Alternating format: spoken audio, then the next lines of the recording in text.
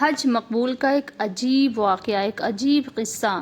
حضرت عبداللہ ابن مبارک رحمۃ اللہ علیہ بغداد میں ایک بزرگ تھے، بہت نیک تھے، اور وہ حج کے لیے اپنے گھر سے جب وہ نکلے تو انہوں نے دیکھا کہ ایک عورت برقع اوڑھے، نقاب اوڑھے ہوئے کوڑے پر سے مرے ہوئے کتے کا گوشت کا ٹکڑا لے کر چلی۔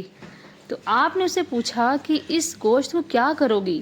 تو اس نے کہا کہ ہم 3 دن سے بھوکے ہیں، مجبور ہیں، بچے بہت پریشان ہیں، بے چین ہیں، اور میرا شوہر بھی بیمار ہے، تندرستی بہت زیادہ ہے۔ بھوک دور کرنے کے لیے میں یہ مرے ہوئے کتے کا گوشت لے کر جا رہی ہوں۔ تو جب انہوں نے یہ حال سنا، اس کو دیکھا، تو ان بزرگ کو بہت افسوس ہوا، اور انہوں نے بی بی سے فرمایا، انہوں نے اس عورت سے کہا کہ اس گوشت کو ڈال دو، یہیں پر پھینک دو، اور مجھے اپنے گھر لے چلو، میں انشاءاللہ تعالیٰ تمہاری ضرور مدد کروں گا۔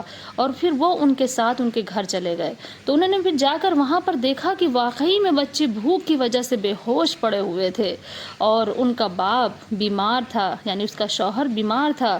اور ان بزرگ نے جب دیکھا تو پھر ان کے پاس جتنا بھی حج کا پیسہ تھا، جو روپیہ تھا، انہوں نے سب کچھ اس کو دے دیا، اور ان کو دے دیا اور فرمایا کہ تم اپنا پیٹ بھرو، اپنے کپڑے خریدو، اور اپنے بدن کو ڈھکو، اور کوئی کاروبار کر لینا۔ یہ نصیحت کر کے آپ بغیر حج کیے ہوئے اپنے گھر واپس آ گئے۔ سوچئے کتنے نیک تھے۔ یہی لوگ ہیں جو دنیا آخرت میں کامیاب ہوئے۔ تو پھر لکھا ہوا ہے کہ اس شخص کو اللہ تعالیٰ نے شفا بخشی، اور اس نے پھر کاروبار شروع کیا۔ اللہ تعالیٰ نے ان بزرگ کی برکت سے، یعنی عبداللہ ابن مبارک رحمۃ اللہ علیہ کی برکت سے، اللہ تعالیٰ نے اسے خوشحالی عطا فرما دی، ان کے گھر کو خوشحال کر دیا۔ سبحان اللہ! دیکھیے، غریبوں پر رحم کرنا اور ان کی مدد کرنا اللہ تعالیٰ کو بہت زیادہ پسند ہے۔ اس عمل اور کار خیر کی برکت یہ ظاہر ہوئی کہ جس روز حج ہوا تو عرفات کے میدان میں، یعنی یہ عمل اللہ تعالیٰ کو اتنا پسند ہوا کہ جس روز حج ہوا تو عرفات کے میدان میں اللہ تعالیٰ کی طرف سے حاجیوں کو غیب سے یہ آواز آئی کہ اے صاحبو، عبداللہ ابن مبارک کا حج ہم نے قبول کر لیا ہے، اور ان کی برکت سے تم سب کا حج بھی قبول کر لیا۔ سبحان اللہ!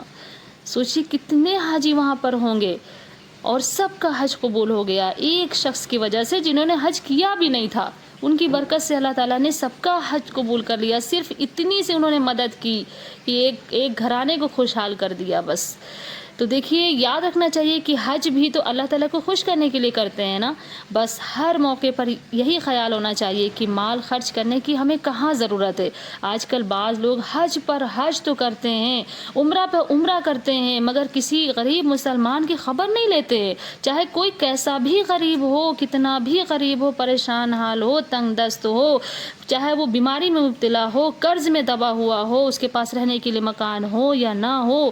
دیکھیے، ہمارے نبی صلی اللہ علیہ وسلم نے کیا فرمایا ہے کہ جو مسلمان کسی غریب مسلمان کو کپڑا پہنائے تو پھر اللہ تعالیٰ اس کو جنت کے سبز ریشم کپڑے پہنائے گا، اور جو مسلمان کسی بھوکے مسلمان کو کھانا کھلائے گا تو اللہ تعالیٰ اس کو جنت کے میوے کھلائے گا، اور جو مسلمان کسی پیاسے مسلمان کو پانی پلائے گا تو اللہ تعالیٰ اس کو جنت کی شراب طہورہ پلائیں گے، پاک شراب پلائیں گے اللہ تعالیٰ۔ سبحان اللہ! کتنی پیاری حدیث ہے۔ دیکھیے، ہمارے لیے تو فائدہ ہی فائدہ ہے۔ جب ہم دنیا میں کسی اللہ کے راستے میں خرچ کرتے ہیں نا، تو اللہ کئی گنا کر کے اسے واپس کرتے ہیں، بہت زیادہ اجر و ثواب بھی ملتا ہے، اور پیسہ بھی ہمیں واپس ملتا ہے، دنیا میں بھی اور آخرت میں بھی۔ اس لیے اللہ کے راستے میں زیادہ سے زیادہ ہمیں خرچ کرنا چاہیے۔ دیکھیے، غریب، دیندار اور سفید پوش لوگوں کا زیادہ خیال رکھا جائے کہ جو واقعی غریب ہوں۔ ایسے غریب جو شرم کی وجہ سے کسی سے مانگ نہیں سکتے ہیں، ان کی خدمت مقدم ہے، اور جو اپنی غریبی کو چھپاتے ہوں، کسی سے مانگتے نہ ہوں، خوب دیکھ بھال کر ایسے لوگوں کی مدد کرنا چاہیے۔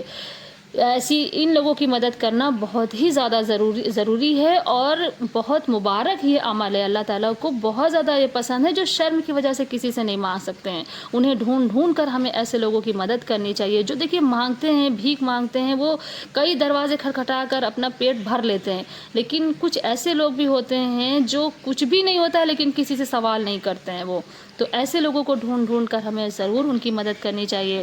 اگر مالدار لوگ غریبوں کا حق ادا نہ کریں گے تو حکومت کے ٹیکس وغیرہ یا کسی اور صورت سے مال نکل جائے گا، کوئی مصیبت ان پر آ جائے گی، کوئی بیماری ان پر آ جائے گی امیروں پر، تو وہ پھر پیسہ تو نکلنا ہی نکلنا ہے نا.